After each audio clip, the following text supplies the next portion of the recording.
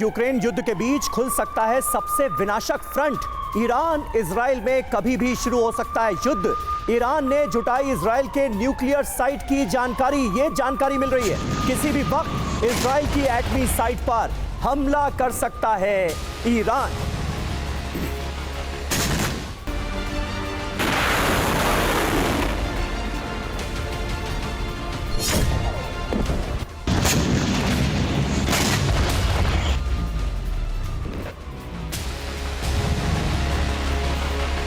तो देखिए, दुनिया में एक और नया वॉर फ्रंट खुलता हुआ नजर आ रहा है। जिस तरह से ईरान की ड्रोन साइट पर जो हमले हुए उसके पीछे इजराइल पर शक जाहिर किया गया और अब ईरान इसका बदला ले सकता है। ईरान इजराइल पर हमला कर सकता है, यह दावा सामने आ रहा है। ईरान का दावा क्या है? इजराइल के न्यूक्लियर वेपन के ठिकानों का हमने पता लगा लिया है। ईरानी खुफिया एजेंसियों ने इजराइल के जैविक हथियारों के ठिकानों की जानकारी जुटा ली है। अज्ञात देश ने इजराइल को वार्निंग भेजी और वार्निंग मैसेज भेजा गया। सैटेलाइट तस्वीर और मैप के साथ इजराइल को भेजी गई है बड़ी धमकी।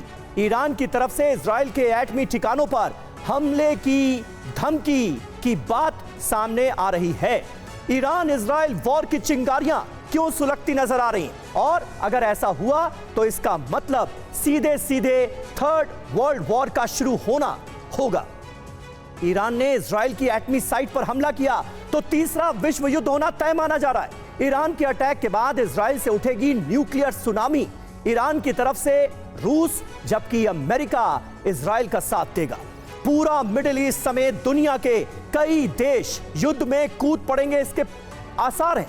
महाविनाश की ऐसी सुनामी आएगी जो दुनिया ने कभी सोची नहीं होगी। हमारे साथ तमाम खास मेहमान मौजूद हैं। त्रिपाठी साहब, सीधे तौर पर दो धड़ों में बंटती हुई दुनिया नजर आ रही है। एक तरफ ये पूरा ईरान की हम बात कर लें, रूस, चीन, नॉर्थ कोरिया को भी अगर इसमें ऐड कर दिया जाए तो ये साफ दो धड़े किस तरफ से बन रहे हैं, कैसे बन रहे हैं, ये भी बिल्कुल क्लैरिटी के साथ नजर आता है। लेकिन इसकी संभावना है क्या कि सब आपस में भिड़ जाएं? समीर, बिल्कुल सही विश्लेषण आपने किया।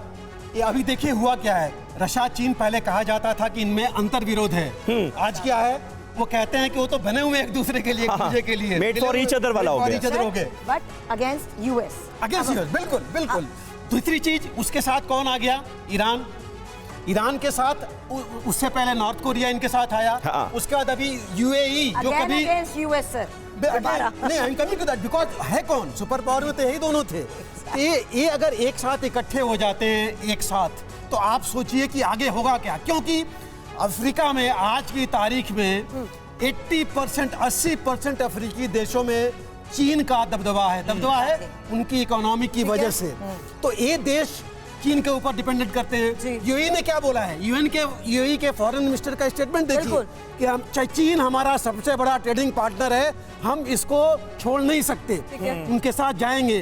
तो ये चीजें अगर होगी, आप जो कह रहे हैं, एक ग्रुप जरूर होगा।